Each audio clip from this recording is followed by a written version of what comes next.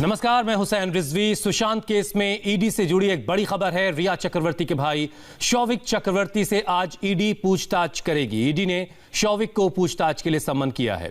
ED Showik से सुशांत की कंपनियों में वित्तीय गड़बड़ियों और पैसों के लेन देन को लेकर सवाल जवाब करना चाहती है। इससे पहले भी ईडी करीब 18 घंटों तक शौविक से सवाल जवाब कर चुकी है।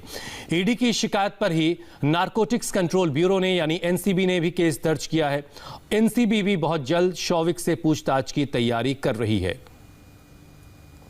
क्योंकि ड्रग्स कनेक्शन में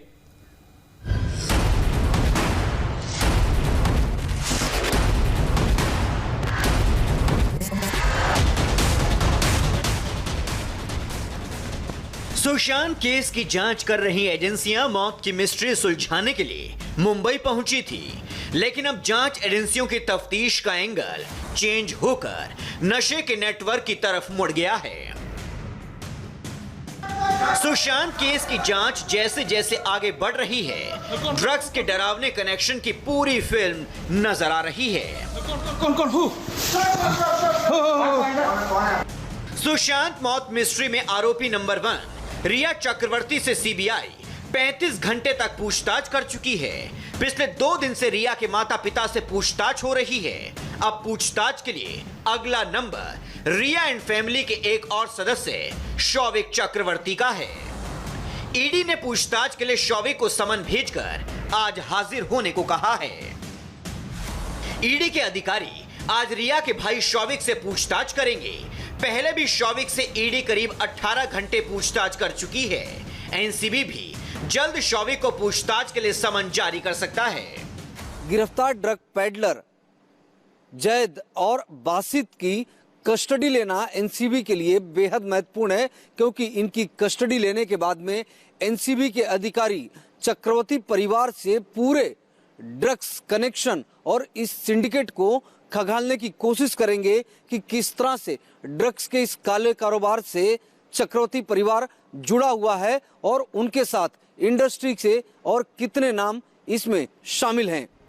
गिरफ्तार ड्रग पेडलर जैद ने नारकोटिक्स कंट्रोल ब्यूरो के सामने पूछताछ में रिया के भाई शौविक चक्रवर्ती का नाम लिया है।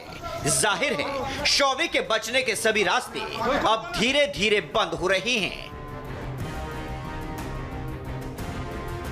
जांच एजेंसियों को रिया के भाई शौविक के खिलाफ पुख्ता सबूत मिल चुके हैं। शौविक की नई व्हाट्सएप चैट से भी शौविक की मुश्किलें बढ़ गई हैं। रिया के भाई शौविक की सिर्फ एक दिन में अपने दोस्त के साथ 54 बार ड्रग्स को लेकर चैट हुई। इस चैट में ड्रग्स के नाम, ड्रग्स के दाम, ड्रग्स के डीलर, हर मुद्दे पर बात हो रही है। दोनों के बीच ये चैट 10 अक्टूबर 2019 की है। मेरा डीलर भी अभी मौजूद नहीं है। मेरा दोस्त मुझे कुछ नंबर भेज रहा है बड के लिए। वो अच्छा बड होगा। मेरे लिए चलेगा भाई। मुझे पता नहीं कि शहर के सारे डीलर्स को क्या हो गया है। अगर तुम किसी जल्दबाजी में नहीं हो तो मैं कल तुम्हारे लिए हैश का इंतजाम कर दूंगा। मैं तुम्हें वीड भेज रहा हूँ, नंबर भी भेज रहा हूँ। क्या तुम्हें पता है एक बड के लिए कितना पैसा देना होगा? 2 से 2.5 हजार रुपए देने होंगे ब्रो। मेरे दोस्त इतना ही देते हैं। चलेगा ब्रो, हैश के लिए वेट कर सकता हूँ। इंतजाम कर लो। मैं आज रात के लिए वीट का इंतजाम करता हूँ। ठीक है ब्रो, तो मैं कुछ नंबर भेज रहा हूँ। ये तीनों तुम्हारी मदद करेंगे। मैं इन्हें मैसेज करूँ या कॉल करूँ? कॉल कर लो। काम हो गया। शौविक की ड्रग्स चैट में पैसे की बात है। इसी पैसे के लेन देन को लेकर आज ईडी शौविक से सवाल जवाब करने वाली है। ड्रग्स नेटवर्क क्रैक करने के लिए एक्शन में आई एनसीबी को भी शौविक के खिलाफ पुख्ता सबूत मिले हैं।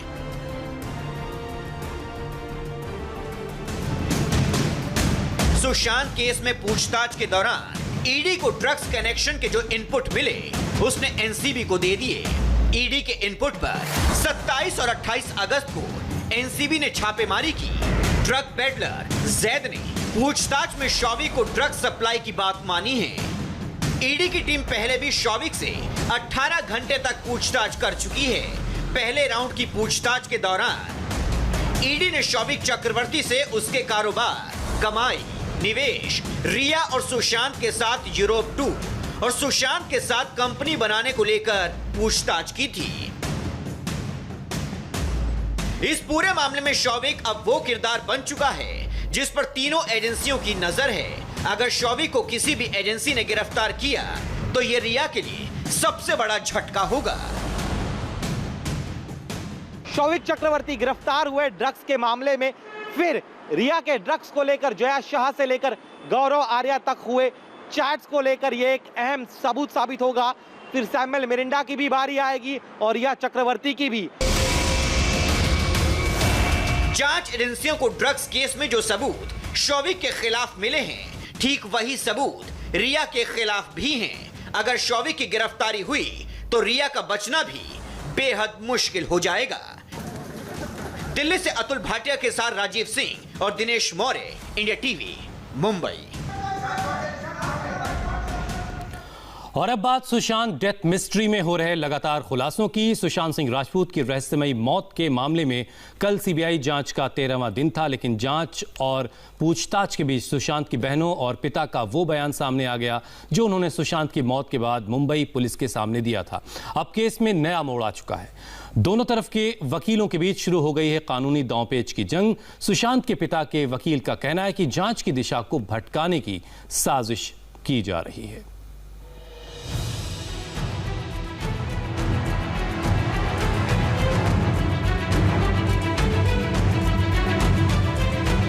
चौदह जून को क्या हुआ था, ये रहस्य इस साल का सबसे बड़ा सवाल बन गया है। सुशांत की गर्लफ्रेंड रिया चक्रवर्ती कहां थी? घर पर कौन कौन मौजूद था? अब तक आपने सारी कहानी सुशांत के नौकर और सुशांत के कुक और सुशांत के मैनेजर सिद्धार्थ पिठानी के जरिए सुनी है, लेकिन अब होगी सुशांत के परिवार की गवाही। अब सुशांत की बहनें बोलेंगी, इस केस का एक एक राज खोलेंगे। सुशांत सिंह की 3 बहनें आज मेरे से मिली और अपने बिहाफ पे भी और अपने पिता के बिहाफ पे भी बड़े दुख प्रकट किए उन लोगों ने कि मीडिया में एक कैंपेन चलाया जा रहा है उनकी फैमिली को बदनाम करने के लिए, सिर्फ इसलिए कि रिया एक अक्यूज्ड को इस एफर्ट से फायदा मिले। रानी उर्फ नीतू सिंह सुशांत सिंह राजपूत की सबसे बड़ी बहन है। पंचकुला में रहती हैं। प्रियंका सिद्धार्थ तंवर नीतू सिंह से 2 साल छोटी हैं, दिल्ली में रहती हैं, पेशे से वकील है। मीतू कृष्ण किशोर सिंह सुशांत की तीसरी बहन है और मुंबई में रहती हैं। सुशांत की सबसे छोटी बहन श्वेता सिंह कीर्ति सोशल मीडिया पर अपने भाई को इंसाफ दिलाने में काफी एक्टिव है। अपने पति विशाल कीर्ति के साथ अमेरिका में रहती हैं। सुशांत सिंह राजपूत की ये 4 बहनें, उनकी हैप्पी फैमिली सुशांत की सबसे बड़ी ताकत थी। महेंद्र सिंह धोनी अपने प्यारे इकलौते भाई को इंसाफ दिलाने के लिए पिछले 80 दिनों से लगातार संघर्ष कर रही हैं। लेकिन इस संघर्ष की शुरुआत 14 जून से ही हो गई थी, जब उनकी बहनों को पता चला था कि उनके भाई की रहस्यमय स्थिति में मौत हो गई है। मीतू ही सुशांत के शव को देखने वाली परिवार की पहली सदस्य थी। मीतू सिंह ने मुंबई पुलिस को कई अहम जानकारियां दी हैं। सबसे पहले 12 जून की बात मीतू सिंह ने मुंबई पुलिस को बताया कि जब वो सुशांत के घर से वापस अपने घर गईं, तब उन्होंने सुशांत को मैसेज किया, लेकिन सुशांत ने कोई जवाब नहीं दिया। 14 जून के बारे में मीतू सिंह ने मुंबई पुलिस को बताया कि जब वो माउंट ब्लैंक बिल्डिंग पहुंची, सुशांत के कमरे में पहुंची, तब सुशांत का शव बेड पर पड़ा हुआ था। मुंबई पुलिस को मीतू सिंह ने 14 जून के बारे में काफी विस्तार से बताया है। आपको भी मीतू सिंह का यह बयान सुनना चाहिए।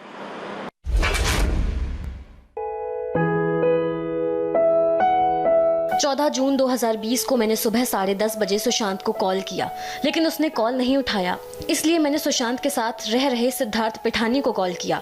उसने मुझे बताया कि सुशांत को मैंने नारियल और अनार का जूस दिया है और शायद वो सो रहे हैं। उसने सुशांत का दरवाजा खटखटाया, लेकिन वो अंदर से बंद था। मैंने उसे बताया कि सुशांत कभी भी अंदर से दरवाजा बंद नहीं करता, इसलिए फिर से नॉक करो और उसे मुझे कॉल करने के लिए बोलना। कुछ देर बाद सिद्धार्थ पिठानी ने मुझे कॉल कर बताया कि कई बार दरवाजा खटखटाने के बाद भी सुशांत दरवाजा नहीं खोल रहे, इसलिए मैं चाबी वाले को कॉल करने जा रहा हूँ। सिद्धार्थ का कॉल आने के बाद मैं गोरेगांव से बांद्रा के लिए कैब से तुरंत निकल गई। जब मैं टैक्सी में थी तब फिर से मुझे सिद्धार्थ का कॉल आया। उसने मुझे बताया कि दरवाजा खुल गया है और सुशांत की बॉडी पंखे से लटक रही है। जब मैं कमरे में पहुंची तो मैंने देखा कि सुशांत को बेड पर लिटाया गया है और हरे रंग का कुर्ता पंखे से लटक रहा है। सिद्धार्थ और सहयोगियों ने सुशांत को बेड पर लिटाया था। कुर्ते को चाकू से काटकर सिद्धार्थ ने पुलिस को कॉल भी किया था और बांद्रा पुलिस स्टेशन से लोग वहां पहुंचे भी थे। मैंने पूरी घटना नीतू और प्रियंका सिंह को बताई। इसके बाद पुलिस सुशांत को कूपर हॉस्पिटल ले गई, जहां डॉक्टर्स ने उसे मृत घोषित कर दिया। मुंबई में रहने के कारण मीतू सिंह का अक्सर सुशांत के घर आना जाना होता था। बहनों के साथ उनका रिश्ता कैसा था, ये एक बार नहीं हमने कई बार देख लिया है। सुशांत जब भी अपने बहनों के साथ रहते थे हमेशा मुस्कुराते थे। मीतू के बाद प्रियंका का बयान सुनिए। उन्होंने मुंबई पुलिस को अपने भाई के लिए क्या कहा था।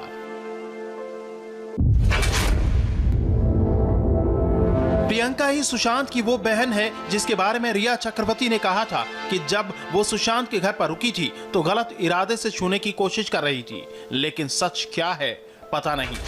प्रियंका ने मौत के बाद मुंबई पुलिस से जो कहा था वो सुनेंगे तो पता चलेगा कि सुशांत अपने करियर को लेकर मुश्किल में थे और उस मुश्किल से आजाद होना चाहते थे। अक्टूबर 2019 में सुशांत ने पूरे परिवार को बोला कि वो लो फील कर रहा है और उसके बाद मैं और मेरे पति और बाकी बहनें भाई सुशांत सिंह राजपूत से मिलने 601 mount blank building, joggers park, Bandra वाले फ्लैट में गए। हम सभी बहनें कुछ दिनों तक उसके साथ रहे और उसे अच्छे से समझाया। मेरा भाई करियर में उतार चढ़ाव के चलते लो फील कर रहा था। मेरी बहन नीतू सिंह ने उसे दिल्ली आने के लिए कहा और वो कुछ दिन बाद आने वाला था।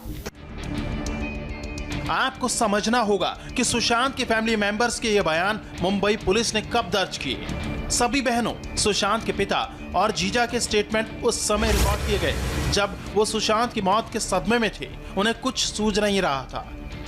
ऐसी परेशानी की हालत में मुंबई पुलिस उनसे लोकल लैंग्वेज यानी मराठी भाषा में बयान दर्ज करा रही थी और परिवार जैसे तैसे इस लीगल प्रोसेस को पूरा करके अपने घर जाना चाहता था। फैमिली मेंबर्स इस हालत में नहीं थे कि बयान की गंभीरता को समझ पाते। As far as the family is concerned, the family has never given any such statement of Sushant committing suicide. जहां तक सुशांत के परिवार की बात है तो परिवार ने इस तरह का कोई स्टेटमेंट नहीं दिया कि सुशांत ने सुसाइड किया है। मुंबई पुलिस ने जो रिकॉर्ड दर्ज किए हैं वो मराठी में हैं। परिवार ने भी इसका विरोध किया था कि मराठी भाषा में मत दर्ज कीजिए। और इस बयान के बाद सुशांत केस में अब एक और नया मोड़ आने वाला है। अब सुशांत की बहन रिया का राज खोलेंगी और सुशांत के साथ उसके रिश्तों की इनसाइड स्टोरी बताएंगी। सीबीआई सुशांत की बहनों से पूछताछ की तैयारी कर रही है। सुशांत की बहनों के साथ साथ कल सुशांत के पिता का भी बयान सामने आया था। पिता ने भी सुशांत के बीमार होने की आशंका जताई थी।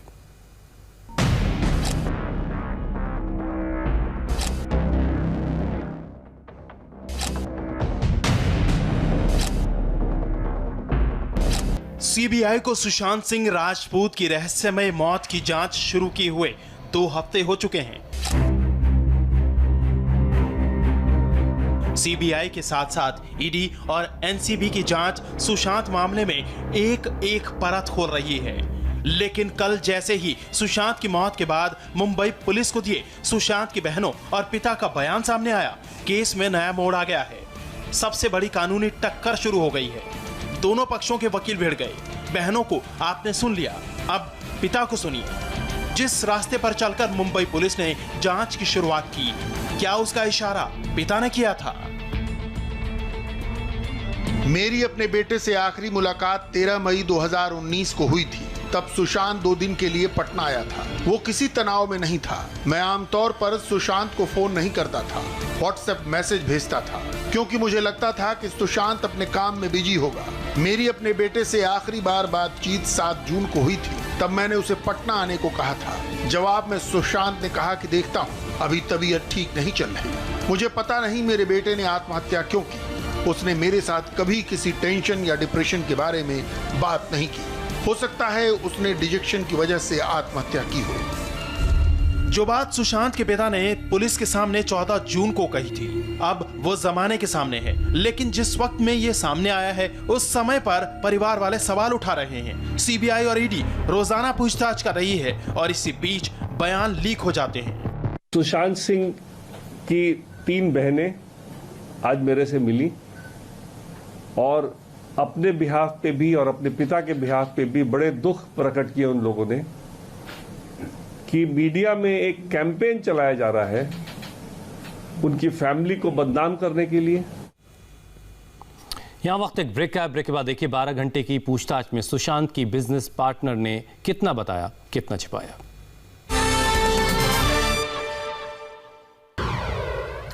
सुशांत डेथ केस में हर रोज नई नई बातें सामने आ रही हैं। बुधवार को ईडी ने इस मामले में वरुण माथुर से 12 घंटे तक लंबी पूछताछ की। वरुण ने सुशांत के साथ मिलकर साल 2018 में एक कंपनी फॉर्म की थी, एक कंपनी बनाई थी। ईडी ने वरुण से उन बातों को जानने की कोशिश की है जो अभी तक रिया चक्रवर्ती का परिवार छिपाता आ रहा था। दरअसल रिया के परिवार पर सुशांत के पैसों और कंपनियों में वित्तीय गड़बड़ी का इल्जाम है। वरुण से पूछताछ के बाद ही ईडी ने रिया के भाई शौविक को भी सम्मन दिया है। आज ईडी शौविक से वित्तीय गड़बड़ियों और पैसों के लेन देन से जुड़े सवाल करेगी।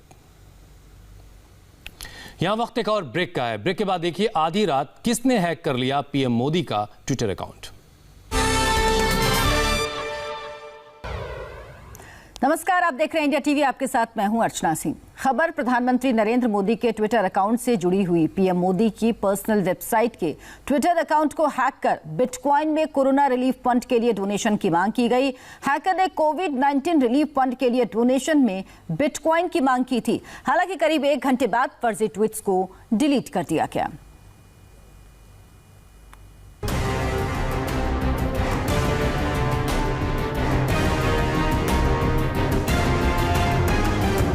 आधी रात के बाद सोशल मीडिया पर एक ऐसी खबर आई जिससे हड़कंप मच गया। प्रधानमंत्री नरेंद्र मोदी के ट्विटर अकाउंट पर हैकरों की बुरी नजर पड़ी और इस पर ऐसे ट्वीट्स पोस्ट होने लगे जिससे लगा कि अकाउंट हैक हो गया है। पीएम मोदी के नाम से ट्विटर पर चल रहे इस अकाउंट पर तमाम तरह के कमेंट्स आने लगे। आधी रात के बाद यही वक्त था जब पीएम मोदी के इस ट्विटर अकाउंट पर पहला ट्वीट आया। ट्वीट में लिखा था, मैं आप सभी से अपील कर रहा हूं कि आप खुले दिल से PM national relief fund for कोविड-19 पर डोनेट करें। अब भारत ने क्रिप्टो करेंसी शुरू कर दी है, कृपया बिटकॉइन में डोनेट करें।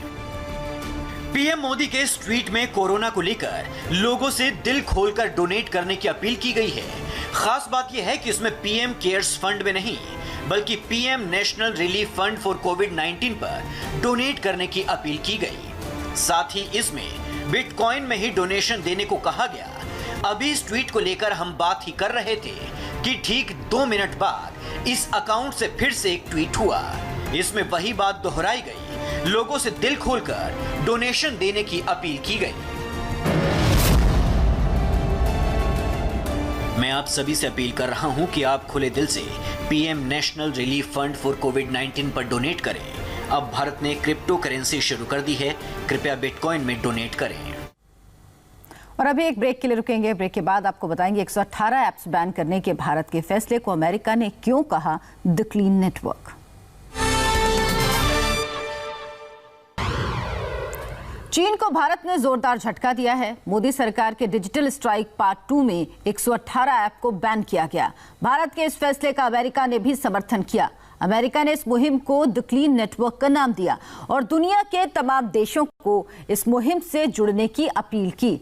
अमेरिका के state under secretary Keith catch ने इस बारे में कहा कि आजादी से प्यार करने वाले सभी मुल्कों को इस मुहिम से जुड़ना चाहिए। अमेरिकी राष्ट्रपति डोनाल्ड ट्रंप पहले ही चाइनीज ऐप टिकटॉक को बैन करने की बात कह चुके हैं।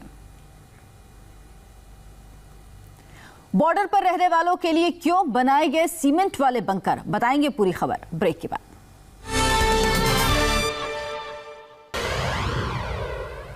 एलओसी पर पाकिस्तान की तरफ से लगातार होने वाली फायरिंग से बचने के लिए जम्मू कश्मीर के पुंछ जिले में कोसलियान गांव में बंकर बनाए जा रहे हैं। फायरिंग होने की स्थिति में स्थानीय लोगों को सुरक्षित ठिकाना देने के लिए इन बंकर्स का निर्माण किया जा रहा है। ये पूरी तरह से पक्की सीमेंट के बंकर बनाए गए जिसमें पाकिस्तान की तरफ से होने वाली फायरिंग से बचा जा सके। स्थानीय लोग भी अब इन बंकरों में बन जाने से काफी सुरक्षित महसूस कर रहे हैं। और अभी एक ब्रेक का वक्त है। ब्रेक के बाद देखिए सुबह की 100 बड़ी खबरें सिर्फ 10 मिनट में।